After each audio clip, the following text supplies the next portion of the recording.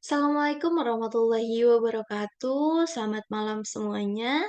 Pada kesempatan kali ini, saya akan mempresentasikan laporan bisnis mengenai produk Dodol, di mana tujuan dari presentasi kali ini dengan pemenuhan evaluasi akhir semester 6 dari mata kuliah komunikasi bisnis yang diampu oleh Bapak dosen Iwan Setiawan SEMM.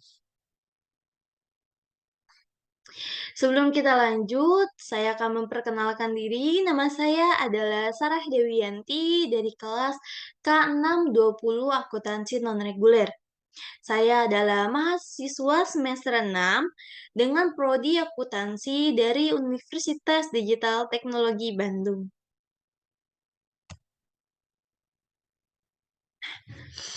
Saya akan membahas mengenai laporan bisnis produk dodol, di mana dalam laporan bisnis ini mencangkup informasi mengenai deskripsi usaha, analisis pasar, strategi pemasaran, operasional, keuangan, dan yang terakhir ada rekomendasi dan juga kesimpulan.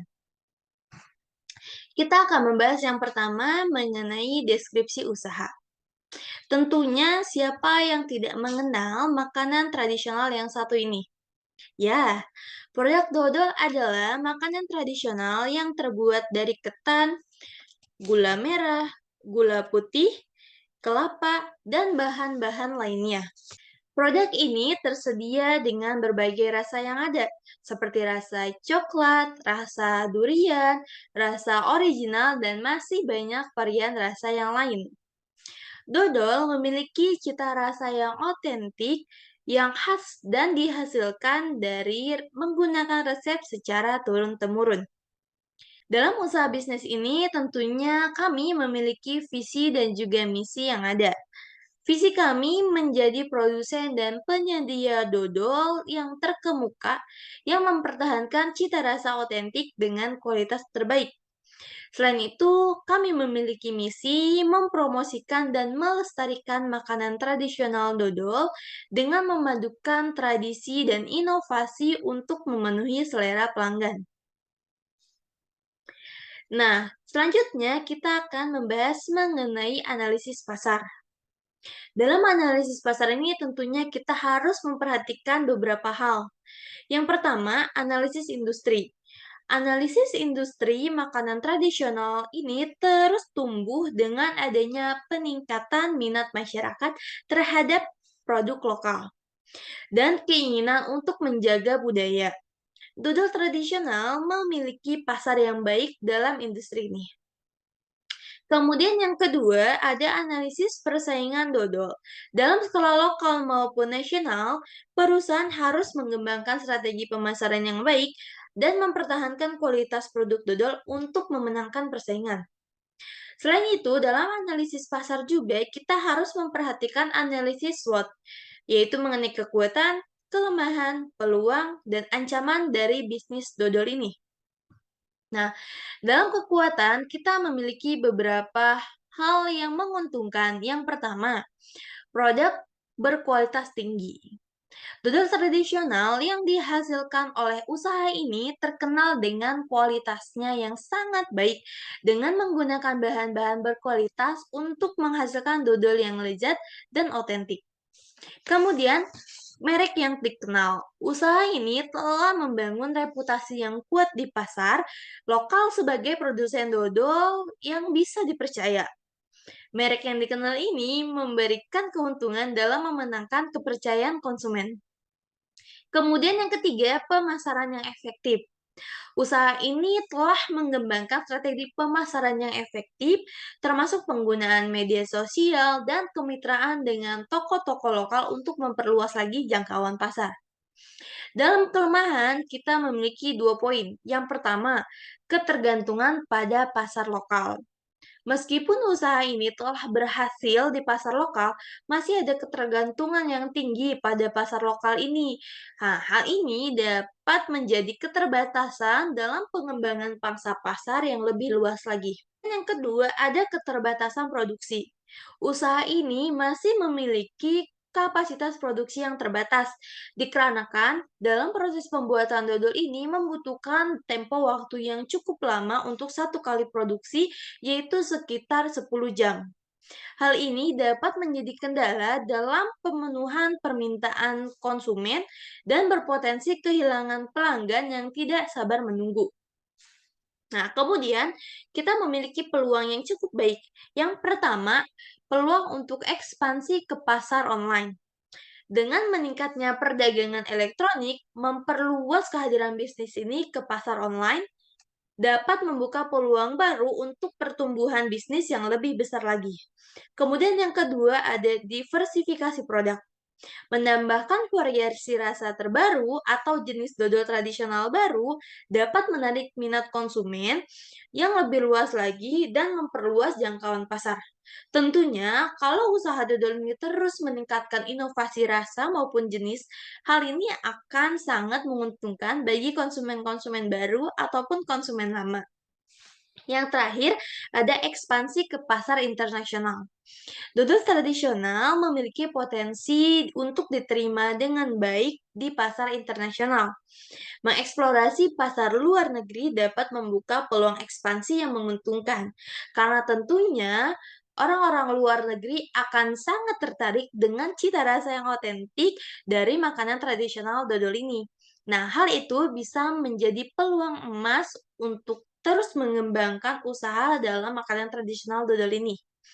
Nah, kita mempunyai ancaman yaitu yang pertama, persaingan yang ketat. Pasar makanan tradisional ini sangat kompetitif dan persaingan dengan produk sejenis ini sangat banyak, sehingga ini bisa menjadi ancaman dalam melakukan bisnis dodol ini. Kemudian yang kedua ada perubahan referensi konsumen. Perubahan tren dan perubahan konsumen dapat mempengaruhi permintaan dodol tradisional ini. Nah, hal inilah kita harus pandai dalam melihat tren terbaru agar tidak kehilangan daya tarik dari konsumen. Selanjutnya kita akan membahas mengenai strategi pemasaran. Dalam strategi pemasaran ini ada 3 poin penting yang harus kita pahami. Yang pertama, branding dan identitas visual membangun merek yang kuat dan identitas visual menarik untuk membedakan produk dari pesaing adalah hal yang penting. Desain kemasan yang menarik dan logo yang khas dapat membantu menciptakan citra yang positif bagi konsumen. Kemudian yang kedua, distribusi mengembangkan jaringan distribusi yang luas melalui toko tradisional, supermarket, dan juga melalui penjualan online akan memperluas jangkauan pasar dan memudahkan konsumen untuk memperoleh produk ini. Kemudian yang ketiga, melakukan pemasaran digital, memanfaatkan media sosial dan platform online untuk mempromosikan produk ini, berinteraksi dengan pelanggan, dan meningkatkan kesadaran merek menjadi strategi yang efektif dalam mencapai pangsa pasar yang luas. Nah, dalam strategi pemasaran ini kita juga bisa mengikuti tren-tren terbaru dalam melakukan promosi produk. Misalnya, membuat seperti endorse, bekerja sama dengan influencer ternama, ini juga akan menjadi hal penting yang harus kita pertimbangkan ke depannya.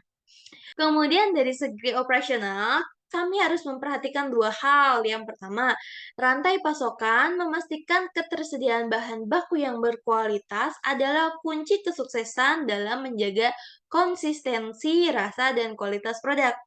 Kemudian membangun kemitraan dengan petani lokal ataupun pemasok bahan baku dapat membantu menjaga rantai pasokan bahan baku ini menjadi stabil sehingga harga yang kita keluarkan pun tidak melonjak naik turun, tapi tetap stabil. Untuk bagian produksi, harus bisa meningkatkan kapasitas produksi untuk memenuhi permintaan yang meningkat adalah langkah yang penting. Menyusun jadwal produksi yang efisien dan mempertahankan standar kualitas yang tinggi akan menjadi prioritas. Nah, tentunya hal ini akan berdampak kepada kepercayaan konsumen terhadap produk dodol ini. Nah, yang kelima dari segi keuangan. Nah, dalam mempertahankan ataupun menjalankan bisnis yang baik, kita harus memperhatikan dengan baik rencana keuangan. Rencana keuangan mengembangkan rencana keuangan yang realistis, termasuk proyeksi pendapatan, biaya produksi, pengeluaran operasional lainnya. Nah, rencana keuangan ini harus mencangkup perhitungan titik impas, break-even point, dan strategi pengelolaan kas.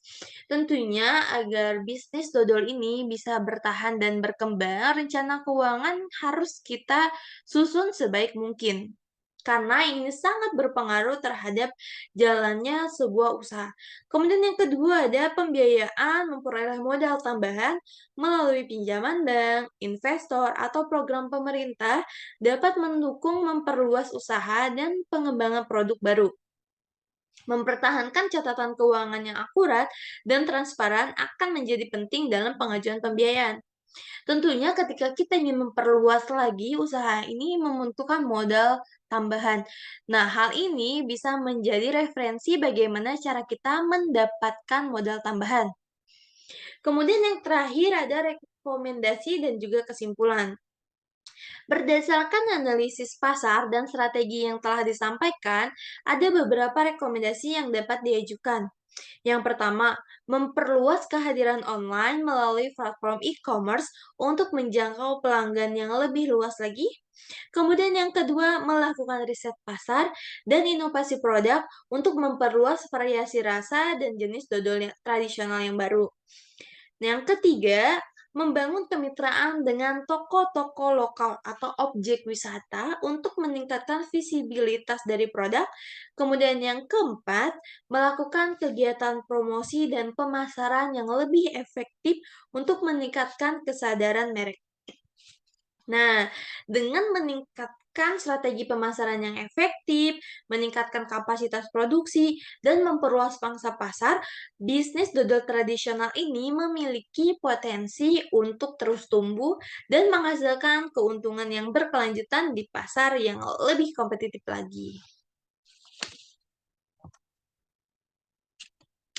Baik, terima kasih atas perhatiannya. Selesai sudah presentasi saya kali ini.